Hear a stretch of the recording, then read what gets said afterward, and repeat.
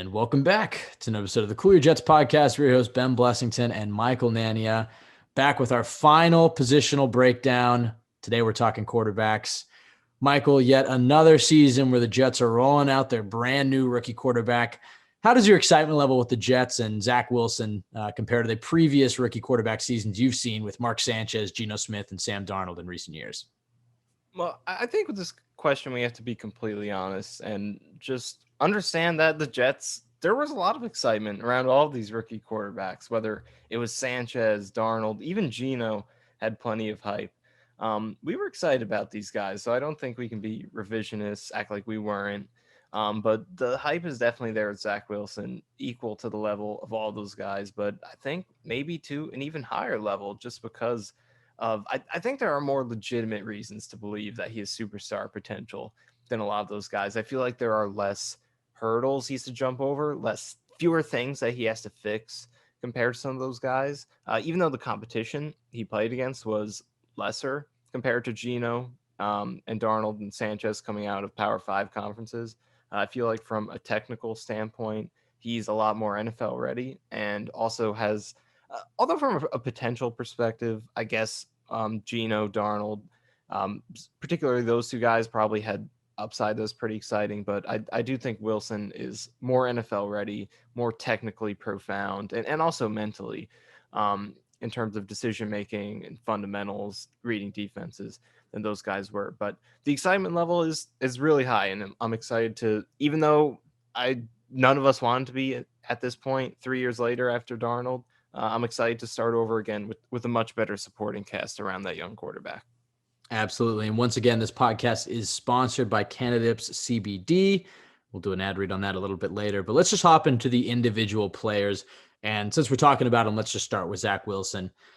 I mean, I guess we've talked about him ad nauseum for the last few months, but I guess as we head into training camp, one more time, just the overview of why should Jets fans not be upset that they've missed out on Trevor Lawrence? And I think most Jets fans have come to peace with that. I think most Jets fans are completely excited about Wilson, don't want to talk about Trevor Lawrence. But I think just to put it to bed, what are the Jets getting in Zach Wilson that should have every Jets fan excited to watch him roll out against Carolina week 1? Well, in terms of Lawrence, I was actually thinking about this recently, just kind of how once you get that quarterback as a fan, you sort of embrace them, and like we've kind of all forgotten how much we wanted Trevor Lawrence, how hard we rooted for him every single week throughout the 2020 season, how dreadful the idea of getting Zach Wilson or Justin Fields instead of Lawrence was, and now it feels like the opposite of that. So that's just kind of running through my mind a little bit, but I think you have to be completely fair and realize, look, Trevor Lawrence is a better prospect than Zach Wilson, and we can't just flip on that. He is. We can't flip on it. Not But according to Wilson Chris is great. Sims. Oh, Chris Sims has a good track record in recent years. We have to give him credit. His takes are out there, but he's been pretty accurate with the past few years in terms of the quarterback. So hopefully he's right. But even though Lawrence is better, and we're not going to flip on that, Zach Wilson's still a great prospect. And despite the level of competition, he has a lot of pure tools that give him a lot of potential, but he also has the fundamentals and the basics of the position down to a really solid level coming into the league that a lot of rookie quarterbacks don't have. I feel like there is less you have to work on with him than a lot of other quarterbacks. He's going to have to adapt to a bigger jump in competition than most other guys do, but also just in terms of where he is as a quarterback, there isn't that much you have to change or really build compared to some other guys. Like with Sam Darnold, for example, the footwork was always something that was talked about coming in, and it just, which isn't entirely his fault. Obviously, it's partially on the coaching of the Jets, but that was never fixed. And with Zach Wilson, there really isn't any discussion about things that need to be fixed mechanically or physically. It's just whether he can adapt to this jumping competition, which I think he will be able to. So he is deserving the number 2 pick. A lot of people talk about that he just got picked number 2 because of the quarterback. The overvaluing of quarterbacks in the league, but he definitely has a conversation to be the number 2 prospect, regardless of position in this class. So he definitely deserves to go there. So I'm excited to see what he does. I want to dispute one small thing you said. Sam Darnold's footwork his rookie year didn't look as bad as it did his last 2 years. So clearly Jeremy Bates did something his rookie season to at least have him more mechanically sound. That was one of the more obvious things I noticed, but that era of the Jets is gone, and let's look forward. And speaking of something else, I guess we will look forward and stop talking about one more thing, I guess, on Trevor Lawrence, and because we're talking about it. I don't expect to talk about him on this podcast until week 15. Well, I guess they'll be comparing the rookie seasons all year, but you probably won't get talked about a lot in this podcast until week 15 when they play each other. But I agree with you that based off pedigree, obviously the Jets probably would have taken Lawrence. I mean, there was no chance he wasn't going to go number one. It just he's been hyped up as the number one overall guy for 5 years. But let's be honest, Michael, that doesn't mean anything once they get to the league. So I don't think it's a foregone conclusion that Trevor Lawrence will end up being the better quarterback. I agree with you that he was, the better prospect. Just I didn't say it was a foregone conclusion. I said he's a better prospect. Okay, that's fair. But I'll put it this way. I think in the beginning of the offseason, I wasn't as excited about Zach Wilson. And then the more you watch him and you envision him in this scheme, this West Coast scheme, and exactly, I mean, pretty much exactly what he did at BYU last year, a little different. But the thing that I really like that Joe Douglas said is, there's not a single throw that we're going to ask him to make that we haven't seen him make on film. And I love his attitude. I love how much of a film junkie he is. I love the ceiling that he brings, the mechanics. He has that Mahomes, Aaron Rodgers type wow factor. I mean, Zach Wilson, we talked about a little bit at the beginning of the podcast about how your excitement levels compare. I would say this, I guess I was 9 years old when Mark Sanchez was drafted, so I was pretty damn excited about that. But I would say Zach Wilson is, out of the four of them, the most excited I've been and the most convinced that the Jets are getting a winner in a quarterback. And part of that is it's a lot about who you surround the quarterback with. And I finally believe that the Jets have a good trio of GM, head coach, and quarterback. And the Jets have done a great job this season of surrounding him with talent. They've obviously sacrificed not really improving the cornerback position. And there's still some holes in this team, obviously. But when you look at the offensive line, the difference between what Darnold had to deal with in 2018 and how Geno Smith in 2013 and their weapons to what Zach Wilson is walking into, it's a night and day. So I'm beyond excited to watch Zach Wilson with this team. And I think you and I both completely, and most Jets fans have completely let go of any of the, missing out on same old Jets, Trevor Lawrence, debacle. I'm fully bought in on Zach Wilson, and we're going to talk a lot about him later in this podcast, but let's talk about the other quarterbacks in the depth chart, because this is a full quarterback positional breakdown. And the Jets are, I believe they're definitely the only team in the NFL right now. They might be the only team in NFL history to have a quarterback depth chart heading into training camp, and none of the quarterbacks have taken a single NFL season snap, which is alarming, but it's not week one yet. There's still plenty of time to see how James Morgan and Mike White look in this offense in preseason, and also to maybe still add a veteran quarterback. Let's start with James Morgan. You didn't like the pick when it happened. I didn't really either. We don't really know how much of that was an Adam Gase thing versus a Joe Douglas pick. Do you have any sort of James Morgan positivity? The hope when he was drafted was he can be the long-term quarterback too. He's going to be great in the quarterback room and on the scout team, and he's going to help the starter out a lot. And then maybe if he shows a lot of promise in preseason, the Jets can trade him for some picks and, flip him into some good value. That is the only kind of thing I can make up as to why the Jets took James Morgan, that and that the Patriots were reportedly eyeing him. Do you have any sort of James Morgan positivity heading into the season that he can be, at the very least, the Jets quarterback too? Well, I think it's interesting because when they drafted Morgan, it was tough to project him as being the backup quarterback, because it's never a great idea to say, let's draft someone in the fourth round. He's going to be our backup, a guy who hasn't played in the league before. You'd rather sign a veteran, just have him be your backup. But here we are in year two, and Morgan has a great chance to go into the season as Jets backup quarterback because they elected not to go with a veteran. So he's going to have a chance to, at least to this point. It could happen later on, which we'll talk about, but he's going to have that opportunity. And it's not something that, fourth round picks get a lot. So he's, with a good preseason, he can put himself in that mix. But I honestly am not too high on his prospects coming out. He comes out of a smaller school from Florida International.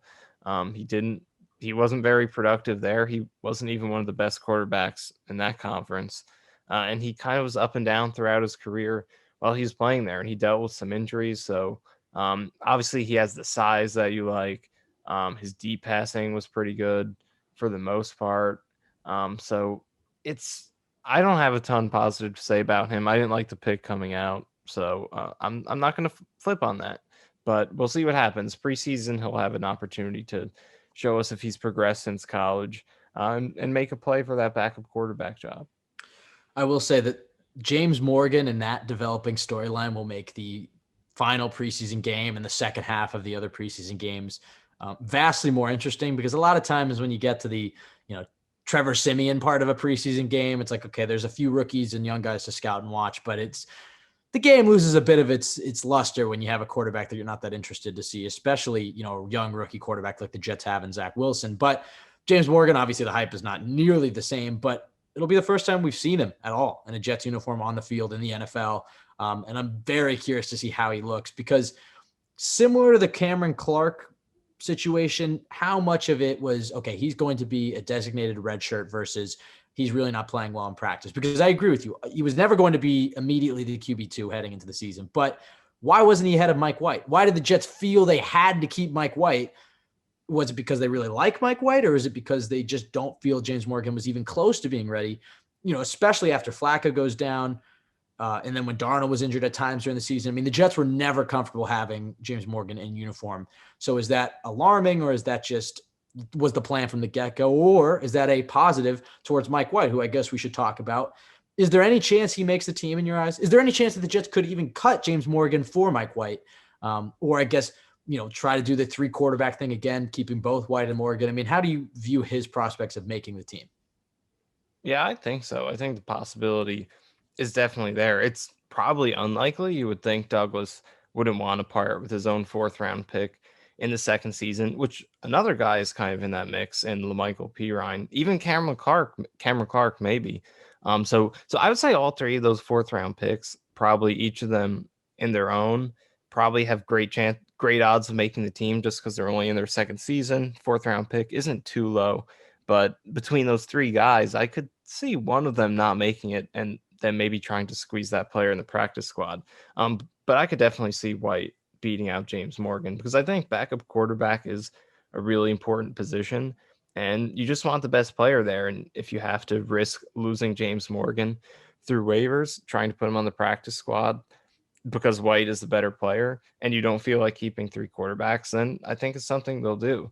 But I'm not sure about White either, because he has a lot of preseason tape on his resume. In 2018 and 2019, he played in every preseason game for the Cowboys and played a lot, or relatively a lot for the preseason. He threw at least 9 passes in all the preseason games he played, and substantially more than that in most of them. And he was bad in every single one. So he doesn't have a great resume either. We've seen him play quite a bit in the preseason, and he's thrown 138 preseason passes, 1 touchdown, 2 interceptions, which isn't bad, only 5.2 yards per attempt, and a 68.5 passer rating. So he struggled in the preseason, but that was 2 years ago. So we'll see if he was able to develop at all since then. But it's going to be tough if Zach Wilson goes down between these 2 guys. But the preseason is going to be an opportunity for them to turn that reputation around, because right now, neither of them, there isn't any reason to be confident in White or James Morgan. But if they can come out in the preseason, play really well, they can turn that around, and maybe you can feel a little bit better about how the offense might look if Zach Wilson goes down at some point. Absolutely. And then when you look at the quarterback coach and the quarterback coaching staff, obviously beyond tragic situation with Greg Knapp, and our thoughts and prayers go out to his family. But when you look at who the Jets are going to try to coach Zach Wilson with, Knapp was supposed to be the passing game coordinator. You'd have to imagine LaFleur, who was the passing game coordinator in San Francisco, will take up a good bit of that role. Same with Rob Calabrese, who's the quarterback's coach. For Jets fans who don't know, who the hell is Rob Calabrese? He's the quarterback's coach, and he, with the passing Greg Knapp, presumably will have a bigger role and a bigger voice in Zach Wilson's ear. Is there anything in his resume that gives you confidence that he can be, that he is definitely worthy of being the coach directly tasked with developing Zach Wilson? Yeah, it'll be interesting to watch, because this is a young quarterback room all around. You have 3 quarterbacks none of whom who have started in the league yet. And you have a quarterbacks coach who only has 2 years of NFL experience, is only 31 years old, and has yet to coach at this level in the NFL. So he was the offensive quality control coach for the Broncos the last 2 years. Before that, he was the offensive coordinator at Wagner College in Staten Island. And he did really good there. He led them to some of their most productive offensive seasons of the past decade. And since he left, their production has gone way down. But that's really all there is to look at. And again, he's only 31 years old. So in coaching years, that's extremely young. He is a Long Island native. He went to the same high school as Boomer Esiason, broke his passing records playing quarterback over there. But there's not a lot to work with. So it's going to be interesting to see having Calabrese work so closely with Zach Wilson, how that's going to work out. Yeah, and I think, another layer of the Greg Knapp passing is I think that the Jets were most likely going to add a veteran quarterback, but I think part of the reason they were maybe comfortable just rolling with the youth is that Greg Knapp was one of those coaches who's a quarterback whisperer. I mean, he's been in the NFL forever. He's helped develop so many quarterbacks. And when you look at the inexperience, not just on the field for the Jets, but in their coaching staff around that quarterback position, he was the veteran, the guy that I think both coaches and players could lean on for NFL experience and advice. And I think he was going to be very instrumental in Zach Wilson's development. So I think that it is now even more likely that the Jets will add a veteran quarterback because they do need a veteran presence in that room. Do you agree with that assessment? And if so, who are some of the names that maybe aren't available right now, but could be when the rosters get cut down to 53 during training camp? Yeah, it definitely could be a possibility because you make a really good point because now you're in this position where, and obviously the football implications of all that is really the least important thing.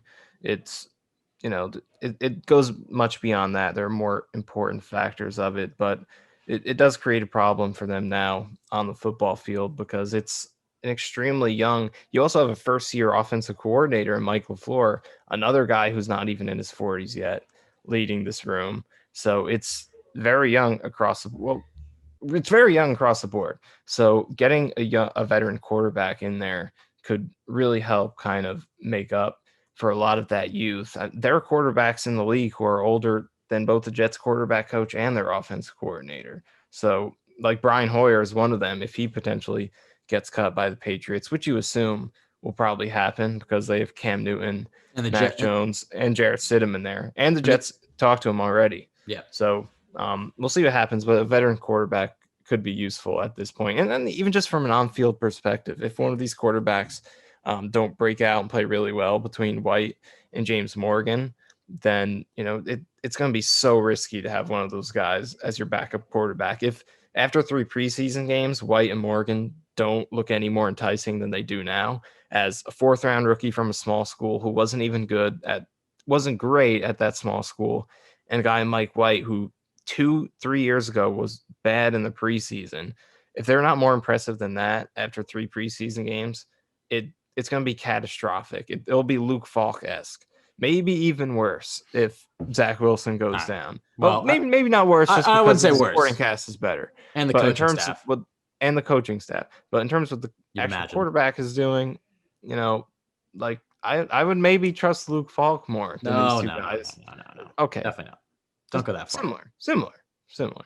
I think, experience-wise, similar, it's but the offensive line is much better. I think the Jets will have a much different offense, an offense that's not out of date and not overly complicated to learn. You saw in San Francisco that guys like C.J. Beathard and Nick Mullins are able to come in and have little to no experience, come in and have moderate to mild success, if you want to call it that. Nick Mullins, you pointed out to me before this podcast, actually had a fairly good rookie season. So I don't think it's as dire as that, mostly because of the supporting cast, but certainly if Luke Falk was put in this situation, it would might even be a similar outcome. I do have some faith in James Morgan. I think that might just be some blind Joe Douglas trust. And, who knows, maybe this was more of an Adam Gase pick. I think the reason he had to have impressed in the interviews, which means his football IQ and acumen, had to have blown them away for them to make that type of pick. And there's been reports that have kind of led to that assumption, the fact that they think he's going to be great in the quarterback room. So that gives me some confidence that, okay, maybe he can just be a okay backup in this league. You never know. I mean, crazy things happen in the league. But yeah, Brian Hoyer would be the obvious name to keep an eye out for just because the Jets were interested in him. And obviously Nick Foles as well. If the Jets, if Morgan and White are brutal in preseason and the Bears for some reason are kept, hell bent on keeping Foles just due to the financial implications, I could maybe see the Jets trading a late round pick, but I like Joe Douglas's wait and see approach. I think there is still a good chance that Foles gets cut. And if that's the case, then Douglas can go and swoop in and sign him. But right now, I mean, the most important thing is getting Zach Wilson reps, and hell, you want to give James Morgan reps too. So like Robert Saleh said, I mean, at this point, unless there's a veteran quarterback out there that knows the scheme, they're all in the same boat. They're all learning the scheme together. So I think the veteran quarterback could come in handy later in the season if Zach Wilson were to go down, that you could have a guy who could fill in, and also just the parts of the NFL that really only veteran quarterbacks can explain to a rookie quarterback. But right now, as far as learning the offense, there's nobody out there that's going to help Zach Wilson more than Mike LaFleur and Rob Calabrese. But I think before week 1, I think the Jets will have a new face backing up Zach Wilson. I think Morgan will be regulated to that third quarterback role. Let's talk a lot about Zach Wilson here because I think he's really the only quarterback that we really care about. Obviously, I'm interested to see Morgan and not as much White, but Wilson is the star of the show here. He's the star of the whole team. He's, I think everybody is beyond excited to see him in uniform. There was a lot of controversy about him wearing number 2, but I've got to say I've certainly warmed up to that idea. I think he looks great. It's good. I don't even know what I was thinking wanting the 1. The 2 looks great. Like Derek Jeter. He plays like a shortstop, and he looks like a shortstop. And the 2 looks good in the uniform. It fits him. You want the number to fit the player. So for all the number 2 slander, I think it was definitely unwarranted. How much do you think LaFleur will put on Zach Wilson's plate? Because it sounds like, according to Connor Hughes and other beat reporters, that he was never out of place in the spring, and that, because the offense is similar to what he did in BYU, he might be a step ahead, and that he's a film junkie. And so maybe they will try to load him up. But what type of offense do you think they'll run? How aggressive do you think they'll be? What are some of the concepts you think that they'll try to utilize with Zach Wilson? Well, I think they'll have, in terms of pass and run balance, I feel like they'll be fairly average. And we kind of see both ends of the spectrum. Last year, Joe Burrow came in, and he was throwing a ridiculous amount of passes. He had a game where he threw 61 times. And then on the other end of the spectrum, we see other rookies come in, like Lamar Jackson, like Tua. And there are a few other examples, even Josh Allen. Sam Darnold's passing volume wasn't that high, who teams kind of coddle a little bit more and run their offense through the run game, so that the quarterback doesn't have to carry the load as much. I think we'll see a pretty fair balance. I don't think they're going to ask him to be Joe Burrow or even Justin Herbert last season, but I also don't think they're going to try to completely, build a run-centric offense around him. The Niners they were adaptable in that area over the past few years. In their most ideal world, they were a run first team, especially in 2019. Jimmy Garoppolo, over his tenure there, threw under 30 passes a game, which is really low. But the other quarterbacks, and part of this is because they were trailing, because those guys aren't as good. But when Nick Mullins, CJ Beathard, and Brian Hoyer played, they were throwing an above average number of passes per game. But even Garoppolo's attempts would go up when they needed them to. So I feel like we'll see a pretty good balance. I don't think he's going to be thrown everything all at once, but I also feel like that he is a good enough fit in the system in terms of what he's capable of doing. What he did at BYU is a good match for what he's going to be doing in this offense. So I feel like they have a good trust in what he can do right away, but at the same time, it's always smart to just ease him in. So altogether, I think we're going to see a good balance. He's not a guy who needs to be eased in an extremely coddled way, but he's obviously not as special of a quarterback prospect. He is a special prospect, but he's not a guy who's going to come right in. And I think you want to throw 40 passes a game and build everything around him. If halfway through the season he shows he can get there, then by all means. But I think to start out, pretty even pass run balance. He'll be asked to do a good amount, I think more than most rookies will, but it will come in time to where he's really asked to carry the load for the offense. Yeah, I don't think there's any rookie quarterback that comes out and the coaching staff is expecting to throw that much on them. You mentioned Joe Yeah, Burrow throwing I 61 guess with that, passes. like I was probably thinking more like an Andrew Luck, maybe Trevor Right. Lawrence will have that Justin type of Herbert. load, but not a lot of guys. Yeah, like I think it's definitely what happens is if I think they come in with a maybe more conservative game plan. We don't want to load them up too much, and then as soon as they start to play well, it's like, all right, well, let's start to put more on his plate there. You saw that with Justin Herbert. You mentioned Joe Burrow. I think you could totally see that happening with Zach Wilson. I think Justin Herbert's rookie season is about as good of a rookie season as you could have for a quarterback, and I think that is the ideal kind of approach for the Jets. It's obviously, like you said, it's not going to be the Mark Sanchez red light, green light rookie, season for Zach Wilson. But this is a run heavy offense. This is a offense that is built on running the football.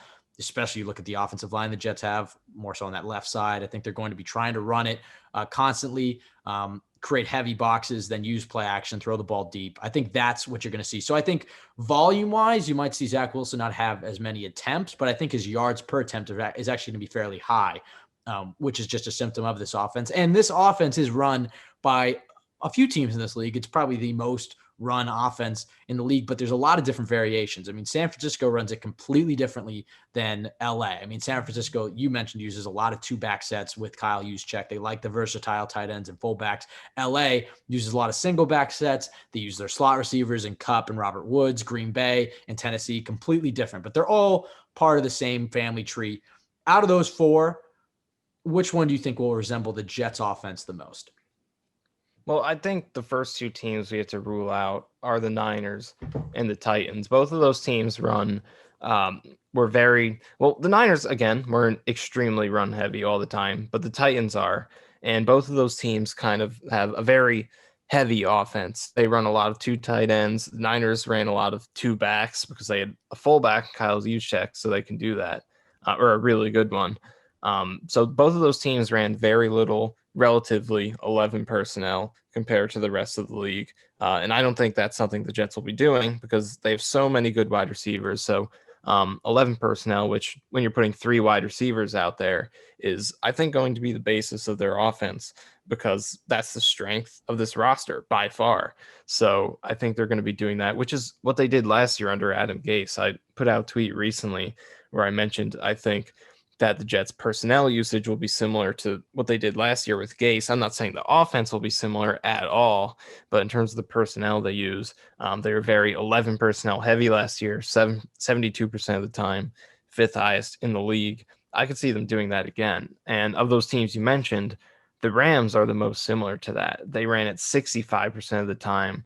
The league average was 60%. So they were a little bit above that in terms of 11 personnel, built their offense around their wide receivers, Cooper Kupp and Robert Woods in particular. But the Rams also ran a lot of 12 personnel. So I think that could be how the Jets incorporate, because the Niners didn't do a lot of 12 personnel. It was mostly the 21 where you have two running backs. Juszczyk was that extra blocker out there. But two tight ends, they didn't do a ton of that last year.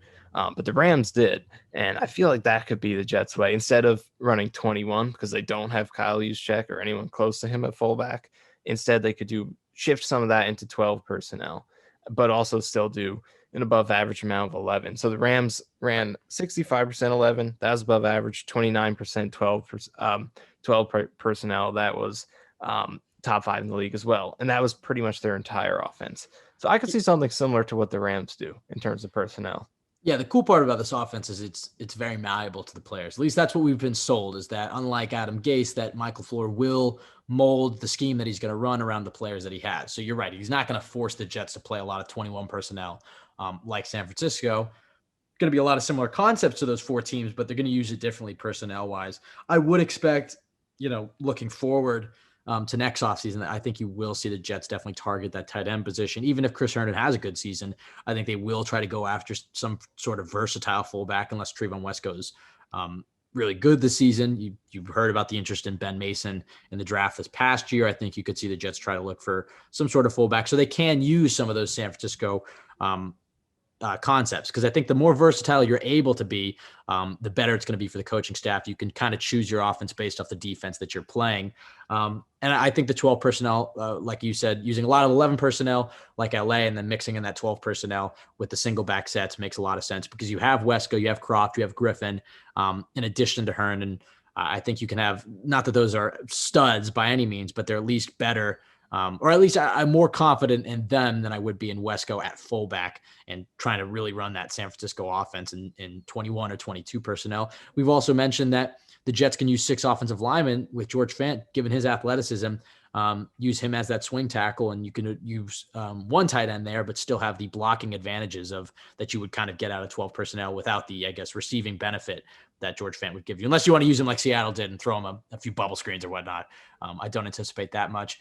I think the other thing that's interesting is that doesn't really get talked about at all because Zach Wilson clearly is athletic. I mean, you've seen the highlights of his hurdles and, the unreported or unrecorded 40-yard dash time that I saw floating around was a 4.4. I don't know if that's accurate, but he's certainly an athlete. That was wrong. Nate Burleson said the wrong thing. He's I think he was 4.64, but Burleson said 4.44. Regardless, 4.64. He's certainly athletic enough to run those read options on the goal line. You can get him out, roll him out, and if there's nothing there, you're confident he can take off, pick up a first down, slide, get out of bounds.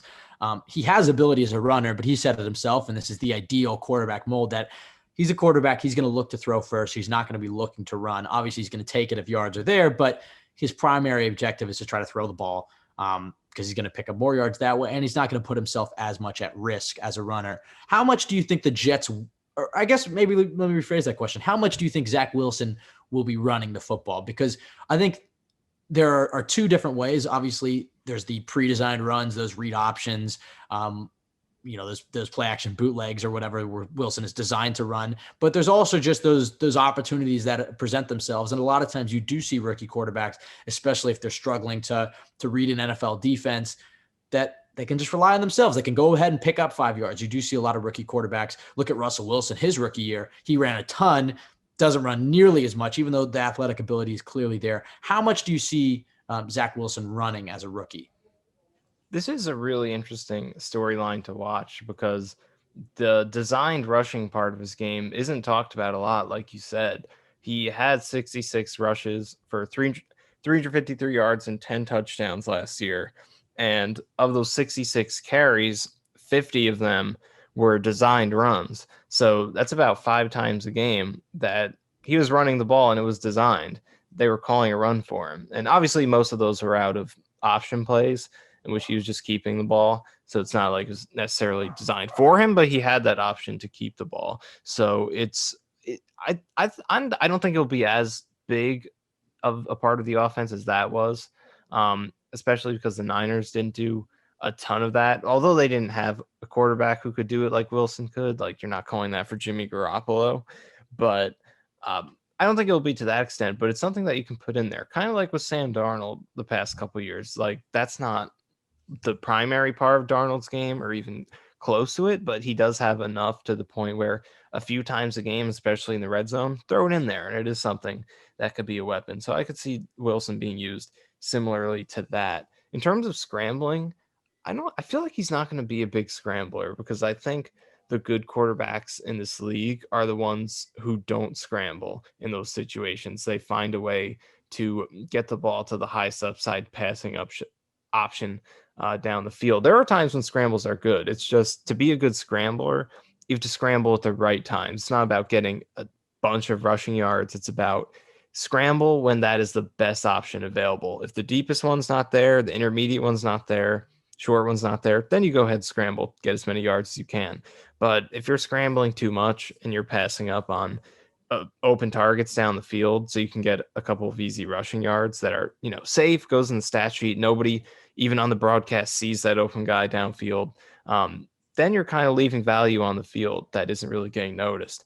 So I don't think Wilson's going to be that kind of guy because he's an aggressive player and he wants to maximize every downfield option that's there.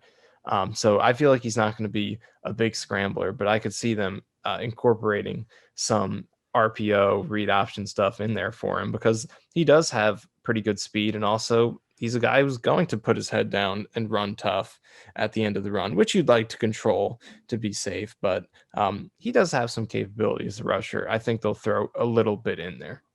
I definitely think they're just going to use a ton of RPO, not necessarily for Wilson as a runner, but I think that is going to be a big foundation of this offense. And then, yeah, on the goal line, I anticipate to see a lot of those read option plays where he has the option to give it to Michael Carter, whoever the Jets goal line running back is, or if the outside linebacker commits to take it himself, he certainly has the athleticism to do so.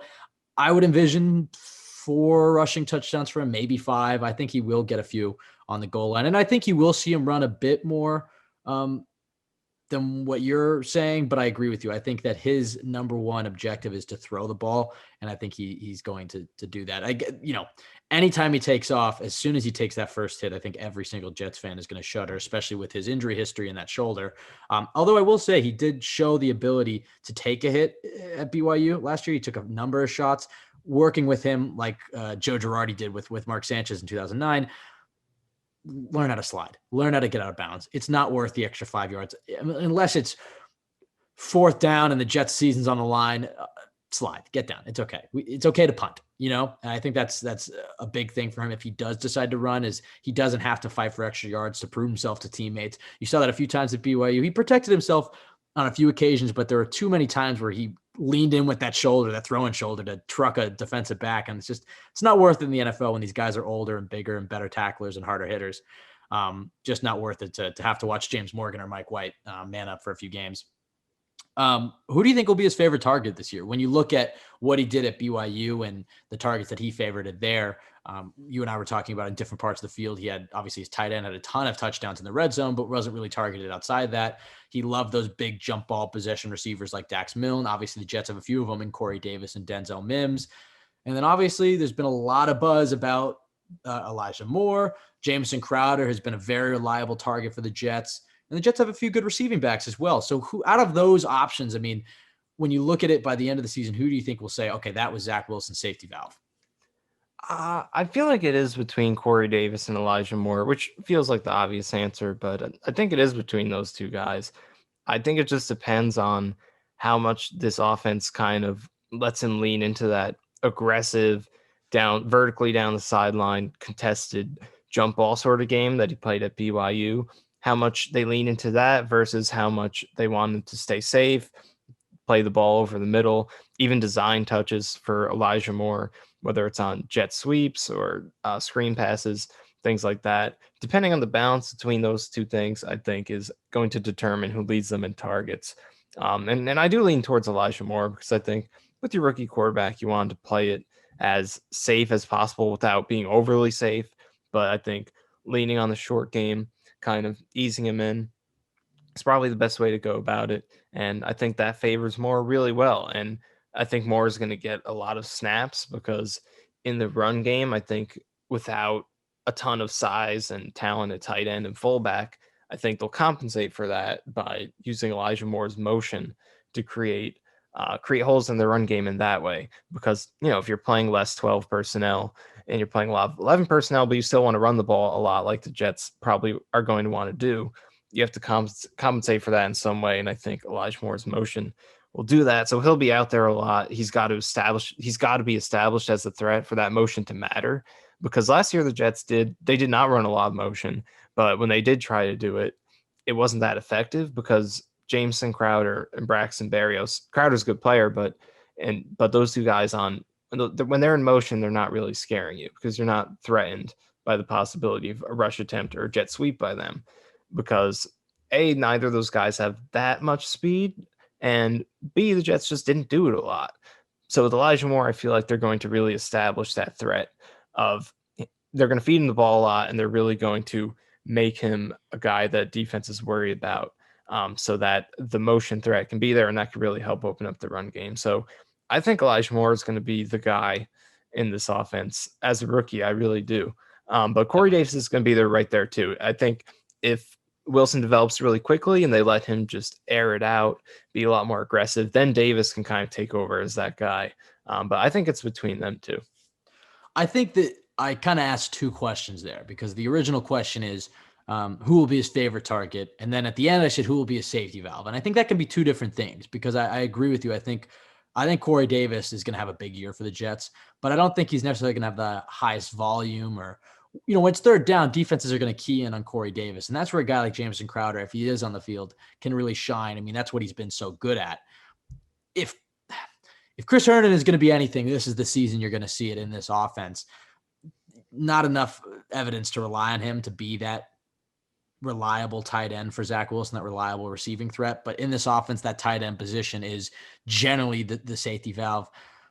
I agree with you. I think on third downs and when he really needs a play, I think he's going to be looking for Elijah Moore. But Jamison Crowder is that veteran, and I'm really curious to see how much the Jets sub out Crowder for Moore versus how much they play him at the same time. You and I were talking before the podcast about there are really only two teams last year that used a lot of 10 personnel, which is 4 receivers, Arizona and Buffalo. And they both had pretty good offenses, especially Buffalo. I think the Jets will explore using that. Obviously, I don't think that's going to be the basis of their offense, but on those third down situations, I think you could see a lot more 10 personnel to get Crowder and Moore both in the slot. So ultimately, I'll say safety valve is Elijah Moore, especially by the end of the season, but I definitely would not discount Jamison Crowder in this offense. I think we haven't really seen as much of Jamison Crowder with the ball in his hand on those jet sweeps, yards after catch, and I think he's underrated in that aspect of his game. Obviously, he's a reliable set of hands and a good route runner, but I think Jamison Crowder does bring the Jets more gadget and yards after catch than maybe Jets fans are assuming. And we've seen him throw a few dimes in his career as well. The Jets can use some trick plays with him. Not that really relates to Zach Wilson's safety valve, but I think that Elijah Moore will take the torch by the end of the season as Zach Wilson's safety valve. But I think Jamison Crowder the first few weeks of the season may fill that role for Wilson. 6 months from now, at the end of the season, when we're looking back and analyzing Zach Wilson's rookie season, and we put out 82 different podcasts on every single game, what do you think we'll be saying that Zach Wilson was great at in his rookie year? That's a really good question, because I feel like that is the basis of any rookie season. Like with Sam Darnold, for example, I feel like we came out of his rookie season and we could answer this question pretty easily. It was the off-schedule stuff, the scrambling, the outside the pocket. And it's an important thing to come out of a rookie season with, because you want to know what that guy's signature skill is. What can you hang your hat on with him? What should we build around?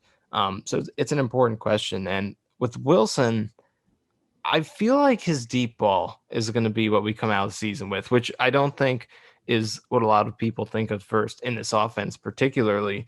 But I think we are going to come out of the season feeling really good about his ability to attack on vertical deep passes down the sideline, hit those go routes, and allow the deep threats to be capitalized on. When guys win downfield, he'll cash in. I feel like he's going to do a really nice job with that, because his arm strength is good, but it's the touch and the precision on his deep passes that I think was really good. And he was strong at every level of the field last year, but I think the deep passing was where intermediate, he was really good too. In terms of numbers, his intermediate was up there as well, but the deep passing, that's what comes to mind first for me. I feel like he will establish himself as a good 20-plus yard passer on vertical routes.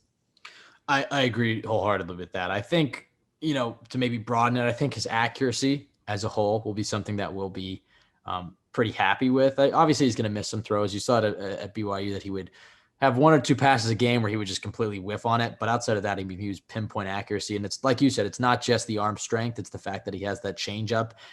That's part of what you get when you're able to throw the ball from all different platforms and with different arm angles, is that you have a lot of different throws in your arsenal. And I think that's what you're going to really see is evident by Zach Wilson's rookie season. When you think about things that we're going to say, okay, however Zach Wilson's rookie season turns out, you and I are both agreeing, okay, deep ball, I'm saying more accuracy. He's going to have positives, but he's also going to have some negatives. He's going to have some things that we're going to say, look, he's got to take this jump from rookie year to sophomore year. Here are the biggest things that he has to improve on if he wants to be in that upper echelon of quarterbacks. What do you think is going to be the number one thing we're going to be harping on all offseason about Zach Wilson's needing to improve on? I feel like it's going to kind of seem like a hot take, because it's not an issue that we talk about at all right now, but I'm going to go with the interceptions. I think he's going to throw some. I don't think it'll be a massive issue, but I do think he's going to have a decent number of them. I did a prediction article, Jets X Factor, recently, in which I went through every single category and nail down an exact prediction. And for interceptions, I ended up with 14. And that's if he plays all 17 games, throws over 500 passes. So it's not like he's only playing a few games. And his interception rate in this case would be about 2.5%. The league average was 2.2% last year, so it's a little bit above that. So I think he's not going to be awful at the interceptions this year, but I do think he will throw some and be towards the top in that category. So I think we're going to be talking about whether or not he could balance out his aggressiveness, because I feel like he's going to be aggressive this year. He's going to take some shots, and some of the passes last year that were, completions in a jump ball situation at BYU could end up as interceptions this year. So I feel like we're just going to be talking about, can he tone it down, find that balance, knowing when to take the shot and when not to, when to hit that intermediate option, when to hit that check down instead of throwing up a deep jump ball. I feel like that's what we'll be talking about. I definitely think I agree with you. I think turnovers, not to mention, I think he'll have a few fumbles as well, maybe more so than we saw with, Darnold his last season at USC. That was a big thing that people harped on, is where his fumbles. And for the most part, he actually wasn't a big fumbler. I Yeah. think Josh Allen, out of the two of them, was a much worse fumbler. But Darnold actually that was one of the things I think you could say definitively that Darnold improved on from college to the pros. I think Zach Wilson is going to have some fumble issues. I think, when he gets a little loosey-goosey in the pocket with the ball, I think you're right. He's going to have some turnovers that's what they're going to focus on cutting down. The other thing, and I think this is something that Zach Wilson actually, well, if Zach Wilson's going to hit his ceiling, this is something I think he will be very good at. But as a rookie, I think one of the things that they're going to really harp on is him not bailing out of the pocket at the first sign of pressure. And I think that is going to be something that you're going to see pop up, is that you could see it sometimes in his play at BYU that, look, he had a great offensive line. He didn't have to deal with much pressure. But the first time there was pressure, there are certainly instances where he stayed in the pocket and took a shot and delivered the pass. But a lot of times he trusted his athletic ability and his arm talent a little bit too much. He's bailing out the pocket the wrong way. He looks like Fran Tarkenton. And look, Russell Wilson did that a ton his first 2 years in the league. I think you're going to see that from Zach Wilson. It's going to lead to some wow, amazing highlights, Mahomes-type moments. But at the same time, look, if you want to be one of the consistent, elite, best quarterbacks in the league, you have to be willing to stay in the pocket, take a shot. You don't have to bail every time there's pressure. And so I think you're going to see that issue a few times where he might run right into a sack or roll the wrong way. There's not many options and he's forced to throw the ball away. Stuff like that, where it's like, if you can just stay in the pocket and absorb the hit, a throw is going to be there. I think that might be an issue that you're looking to improve on in year two. When you look at the hardest matchups for Zach Wilson in this Jets offense, but particularly Zach Wilson on the schedule, and I'm not just talking teams, I'm talking defensive coordinators he's going to have to go up to, venues, away games, and maybe situations. I mean, the Jets only have one primetime game, so that's not really a factor, but traveling West Coast, pass rushers, secondary. Overall, what do you think are going to be some of the toughest matchup for Zach Wilson this season, where you think he might have a bit of a stumble statistically in that game?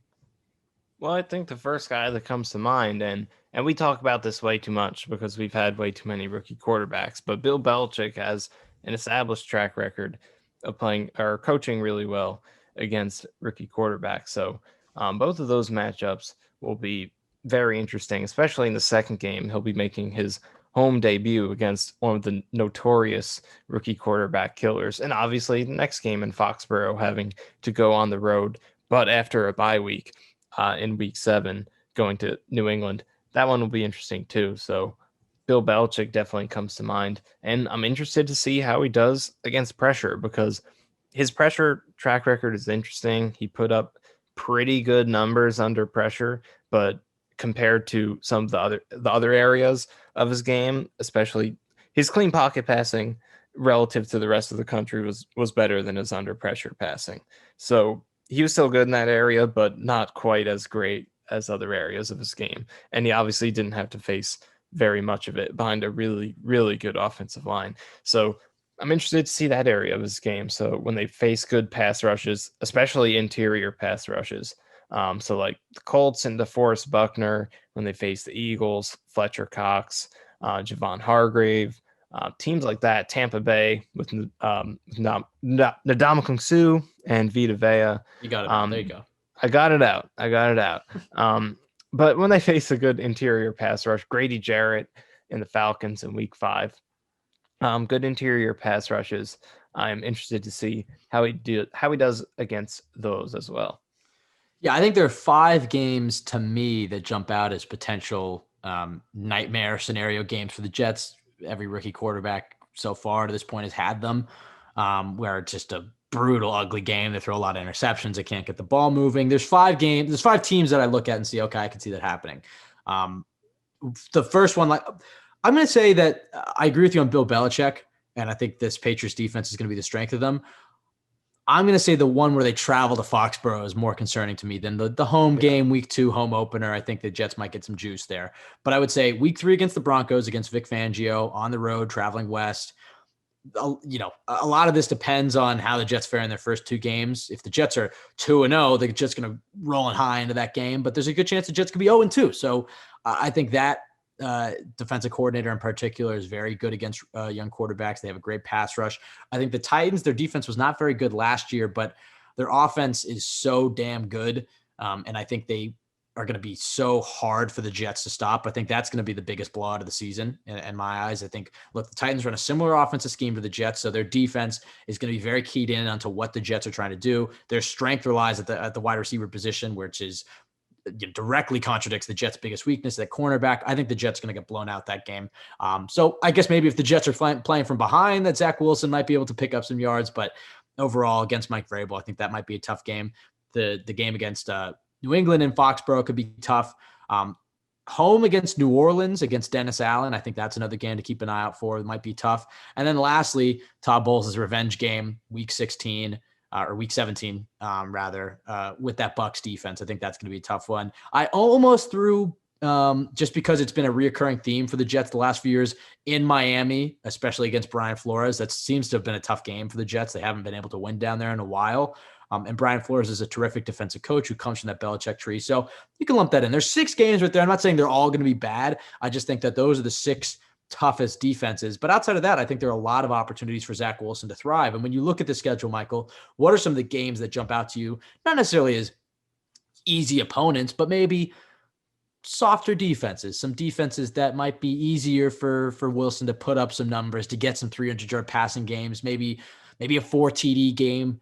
Just some of the softer defenses on this Jet schedule that you think Zach Wilson could feast, and the Jets could have a whole week of celebrating how great Zach Wilson is. Well, I'm going to start right off with the season opener. I think the Panthers are a good matchup to start off the season for Zach Wilson. They don't have an amazing pass rush. They do have a couple good pieces, first-round picks, and Brian Burns and Derek Brown. And those 2 guys, well, Burns had a breakout season last year, and they're hoping Derek Brown can do the same this year. Other than that, they don't have a ton, though. And then in the secondary, they're also shaky there. Obviously, they drafted J.C. Horn, who's a great talent and should be great one day, but rookie cornerbacks tend to be really bad. Look at Jeff Okudah last year. He was absolutely terrible, and he could end up being great in the league, have a great season this year. But as rookies, cornerbacks are typically pretty bad, and especially this is going to be his season or his career debut, although it's Wilson's too. But overall, the Panthers defense was bad last year, and I don't think it's that much better right now. So I feel like that is an exposable matchup for him to start off his career.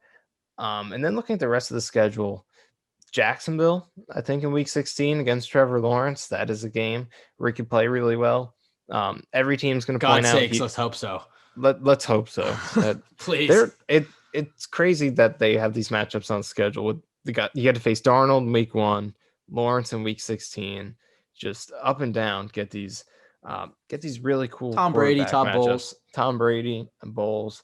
But Houston week 12, every team's going to be picking out the Texans as that X marks a spot on their schedule, like they're probably doing for the Jets too. Let's be honest. But the Texans in week 12, that's a exposable matchup.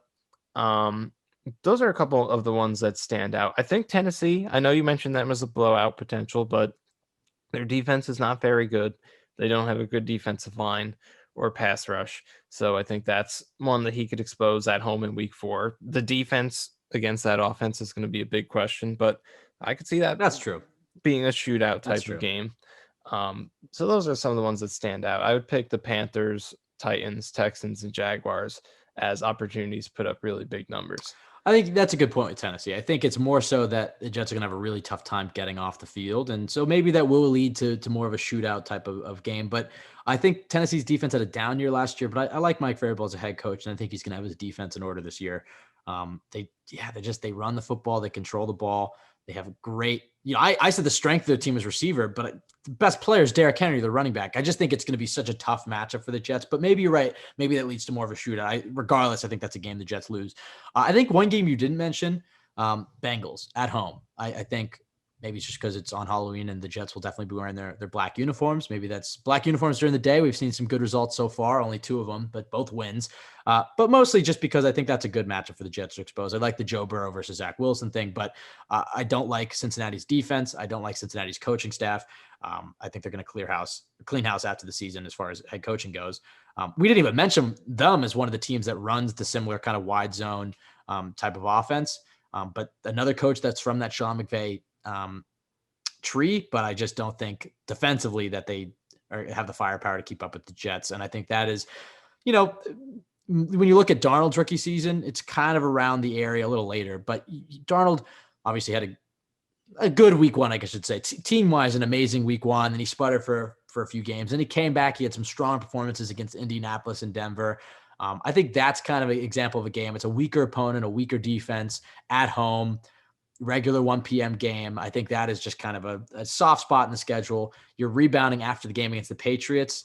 I think that's a soft spot in the schedule where he could certainly bounce back. That's a really good one. I should have mentioned that, but I actually pulled up my defensive line ranking that I did at Jets X Factor recently. I took every team's interior defensive line depth chart, their edge depth chart going into this season, ranked every single unit, and the Jets actually face each of the bottom 5 teams on the ranking. So they face the number 32 Texans, Jaguars number 31, Titans number 30, Bengals number 29, and Falcons number 28. So they do have some soft defensive fronts on their schedule. Potentially, obviously things can change, but they do have on paper at least some soft defensive fronts to take advantage of. I like that Falcons game too. For some reason, I have a good feeling about that game, but at least offensively for the Jets, I think that could be a nice game for them. But like you said, I mean, this is I don't want to call it an easy schedule because when you're the Jets and currently where they are right now, especially heading into the season, you can't necessarily say that because like you said, I think all these teams are marking the Jets as a win on their calendar. But I think this is a good schedule for the Jets. I think it's a little tough out of the gates.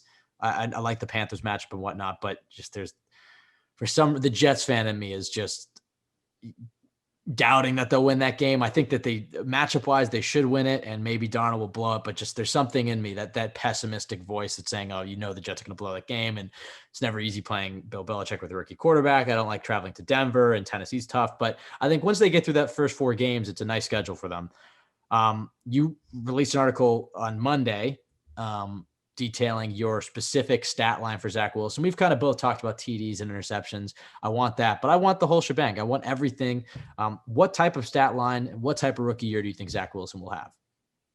Yeah, so I really crunched all the numbers, kind of looked at how I think it's going to pan out based on how the Niners ran their offense, what the general expectations have been for rookie quarterbacks over the past few years, and also looking at Wilson's numbers in college.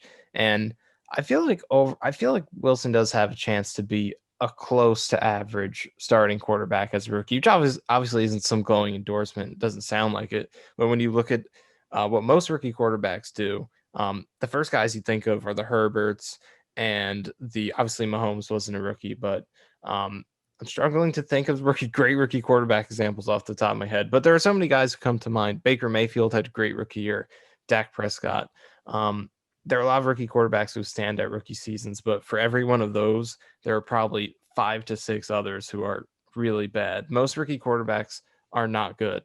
They're close to the bottom of the league. So if Wilson could be close to average in that, 18 to 22 range, I think that would be a great jumping off point for him. And I think he can land in there. I could see him throwing around 25 touchdowns. I could see him being around 4,000 yards, which sounds like a lot, but if he plays all 17 games, it's nothing amazing. It would be a good jumping off point, middle of the pack sort of number. In terms of completions and yards per attempt, the completion percentage league average has gone really high. It was 65% last year, which was the highest ever. So it's the standard for that is getting really high. But because he was so accurate last year, 73%, I could see him having a good completion percentage this year. It's not a good, the thing about completion percentage is it's not a good stat because it lacks a lot of context. Obviously, it favors quarterbacks who throw shorter and doesn't account for drops and things like that. But there are a few studies out there that prove that completion percentage is one of the most transferable stats from college to the NFL in terms of it's one of the stats that's the most likely for quarterbacks to perform similarly in the NFL as they did to college. So that fares really well for Wilson because he was so good at that last year. And to compare back to Darnold again, Darnold did not have a good completion percentage in his last college season. It wasn't terrible, but only 63%, which was fifth in the Pac-12 that year. And then, as it turns out, his completion percentage in the NFL has been pretty bad.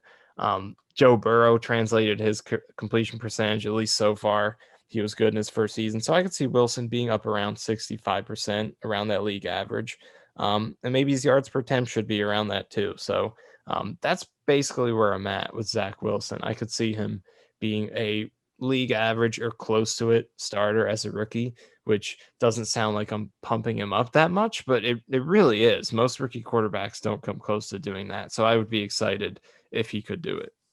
Tell me what you think about this. And this is my bold prediction for Zach Wilson's rookie season. I think he has over 30 total touchdowns. That's passing, rushing, and you could throw receiving in there. He caught a few passes at BYU, but more so rushing. I think I could see 27 passing touchdowns or 26 passing touchdowns, and then, like I said, 4 or 5 rushing touchdowns. I think he is going to hit 30 or more total touchdowns, barely over. I'm not saying he's going to have some crazy, 37 touchdown season. I actually don't even think he will break Fitzpatrick's record, who threw 31 touchdowns and 2 rushing touchdowns. So Fitzpatrick has the record for 33 total touchdowns. I don't think he breaks that, but I do think he clears 30. So whatever combination of 28-3 or 27-5 or whatever it is, 25-5, I think he hits 30 total touchdowns. What do you think?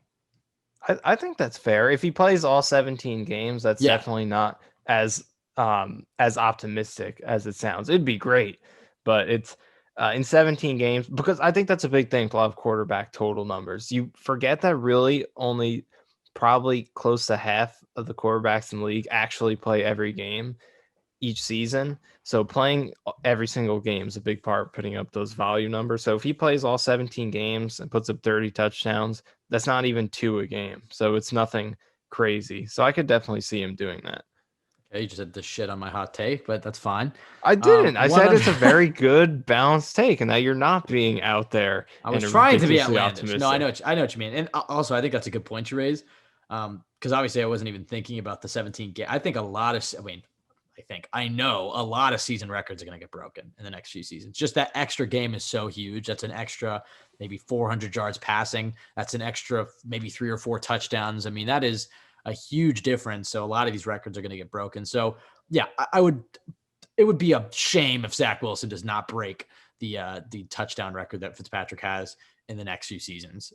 If not as a rookie. I don't think he does it as a rookie, but I think he will do it year 2 or year 3. But like you said, injuries is a big thing. I mean, look, he played the majority of games at BYU, but his first and second year, he missed games, and that shoulder is concerning, and he's a bit on the smaller side. I will say, and I'm not seeing many people talk about this, he does look bigger. I think he has definitely added to his frame.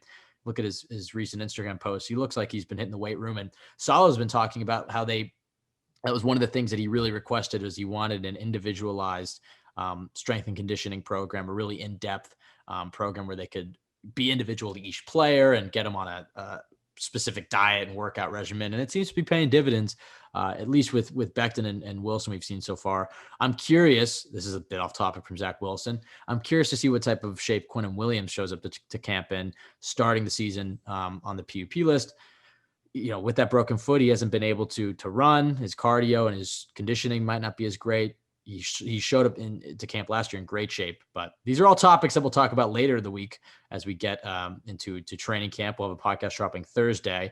But Michael, last thing really quickly, I want one underrated goal for Zach Wilson's rookie season, something nobody's talking about. It doesn't need to be big. It could be something as small as winning a single game. It doesn't have to be anything big, just something nobody's talking about, maybe a specific type of play or type of stat, or just something that you'd like to see Zach Wilson accomplish in his rookie season. That's a Do you have something in mind? I do. I can go should I first. stall a little bit? No, I'll go first. You got something? All right, go ahead. I do. I think, and it's something we've talked about in this podcast before, and I actually even mentioned it a little earlier, that every single Jets rookie quarterback has had those nightmare games, those games where they just completely fall apart and collapse. And we talked about last year with Darnold, let's hope he could not have one of those, because he had plenty of those between his first and second season, arguably even more his second season with the whole seeing ghost game and the game down in Miami and the game against Jacksonville. I mean, he had a ton of them. And then quite honestly, he had plenty this year as well. I think as a rookie, he's going to have one, I would probably say. A dream scenario would be that he doesn't have any. Look, he can still play bad, but don't completely fall apart. Don't have your 3 or 4 interception game, or have the game where you can't score a single touchdown for the entire offense. Those type of games. I'll spot him one. I'll say that there's going to be a game where things are going to be off. He's a rookie. It's a very young team. All right, I'll give him that. I think a realistic goal for him, though, is to not have 2. And more importantly, to not get into a slump where he has them in a row, because that's been a big issue. From Sanchez to Geno to Mark Sanchez, or to Sam Darnold, excuse me. It's not just been the fact that they have one of those games. It's the fact that they get into a bit of a slump, and it takes them 2 or 3 games, 2 or 3 losses to get out of it. So for Zach Wilson, don't have 2 bad games in a row. And I think I don't want the multiple of those nightmare fuel games where they just can't get anything going. I'll spot him one, but I think a good goal for him is to not have 2 bad games in a row. Michael, what about you? Yeah, that is a really good point you make, because we heard so much about Darnold being this quarterback who has a short memory. He forgets about it, all this stuff. But as it turned out, he was an extremely streaky quarterback who would have multiple bad games in a row, then multiple good games in a row. That didn't happen this past season, but his first couple years, it was, 3 bad games, 3 good games, 2 bad games, just like that. And you're never going to be great that way. So I agree with you on that one. I'm still not completely sure what to go with for this one. It's a really good question. But the one thing that came to mind for me, and I don't know if this is going to be difficult for him, I feel like it is something that I feel confident he will do well. I would like to see 0 off-field drama at all. And like I said, I think it should be no problem for him. But maybe it's a low bar to clear. But let's just get it done. I don't think it's an issue for him, but I know might not be an issue for him, but and maybe this isn't even just a rookie year thing. It's just multiple years. Let's stay completely away from. And I'm not even saying it's just anything based on. I'm trying to get in here with the point. Okay, go ahead. Come in. Thank you. I don't think that it's necessarily an issue for him. There could be some people around him that may draw the attention of some outside media. His mom has gotten some attention, and there's the report that Zach Wilson, or she actually said, it's not a report, that he asked her to delete her Instagram, whatnot. I think you're going to see some Zach Wilson headlines. I agree with you. The whole, obviously Sam Darnold getting mono isn't really a headline, but the whole him going out and partying in the middle of the season, and that's going to happen. But I think I agree with you that Zach Wilson himself, I think off the field, he's going to take care of business. But I think they're going to be headlines. Let's just be honest. He's a quarterback in New York. He's a rookie. There's going to be headlines. But yeah, Sanchez at the party where apparently he got butt naked, and then was it Eric Ainge had to throw his phone out the window? Somebody was recording, whatever. I agree with you. I think you don't want many of those stories. But when you're a quarterback in New York, I mean, just going back to Joe Namath, those things are going to happen. So I think it's a fairly unrealistic goal, even if it's not his fault. Well, I don't know. I feel like Eli Manning did a pretty good job of that. I can find you. Didn't Eli Manning get in trouble for like sports memorabilia or something? I don't want to say things out of turn here, but it's New York. There's going to be headlines. I think that's the inevitable. Well, I just went on Eli's Wikipedia page and did a page search for accused, and nothing came up. So I think that's the goal. No, Giants QB settled in memorabilia. fraudulently conspired to trick a group of memorabilia collectors by giving them fake game-used helmets. So not the worst thing. At what point of his career was that? Late. It was late. It was like 2018 or something. Okay, so he had 2 Super Bowls already. All right. Not because of him. I agree. Definitely not because I of think him. Eli I Manning agree. is the model for New York athletes in the sense that he just did not draw, like you said, many headlines. And I mean, we talked about number 2 in the Derek Jeter correlation. There's another guy who kind of stayed out of the headlines. well, there were headlines too, but yeah, I agree. You know what? You asked a really good question. I didn't have a great answer for it. Do you have on-field? Do you have an on-field one? How about this? I'll do the plugs. You think of an on-field goal while I do it, and you see if you can come up with anything in that big brain of yours. All right? All right, go ahead. Okay. You can follow us at CWJ Pod on Twitter. You can follow myself at Ben W. Blessington, Michael at Michael_Nania. You can find this podcast at jetsxfactor.com. Please rate, review, and subscribe on iTunes. As I mentioned at the top of the hour, this podcast is sponsored by Canadips CBD. And we've been talking a lot about that week 1 game against Carolina. If you'd like to win a trip to go, our friends at Canadips CBD, which is the nation's leading tobacco and nicotine-free dip alternative with CBD, are presenting the game of the year, which is where they choose one winner by August 31st. So you have to enter before then. Head to CanadipsCBD.com and click the link, or visit Canadip's main Instagram page and look for the blue check mark. One winner will be chosen and can bring a +1 to any regular season NFL game. So that Jets-Panthers week 1 game looks pretty great. Airfare for 2 with luxury hotel lodging, and then great seats for the game. That's right. Canadips is randomly choosing one lucky winner for the fan experience of a lifetime. So head to CanadipsCBD.com and enter, or go to the official @Canadips Instagram and type it all the way out to find the blue check account. Michael, you have one? Okay, I think I got one. On-field goal for Zach Wilson. So I would like to see him rank similarly, both in terms of his clean pocket passing and his under pressure passing. And I think the reason for that is I want him to be a guy whose greatness can carry over throughout multiple seasons and not depend on his supporting cast. Because if he's a guy who struggles under pressure but is really good in a clean pocket, it's then at that point it's easy to say, okay, just make the offensive line great and then he'll be fine.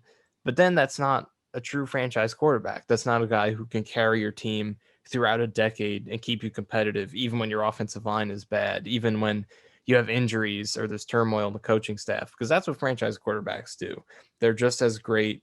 Obviously, every quarterback's production goes down under pressure compared to when they're clean, but the greatest quarterbacks in the league don't have as big of a drop off under pressure as the bad ones do. The bad quarterbacks, when they face pressure, it's done. They can't do anything. But the great ones can stay afloat and at least keep you in the game. And that's what I want to see him be able to do. I don't want him to be a quarterback who it's like which is like pretty much what Sam Darnold was. For the most part, when he was kept clean, he was okay. He did a nice job. But in games where the pressure was really hard, or when the pressure was coming a lot, except there were a few exceptions over the first couple seasons. There were a lot over the first couple seasons, actually. But for the most part, his under pressure passing was very bad. And I don't think you can be a franchise quarterback that way. So I want Wilson to be a guy who can prove that he can he can still play well under pressure. So that way he can carry over his excellence throughout multiple seasons for a long time. See, I think that's a great point you made.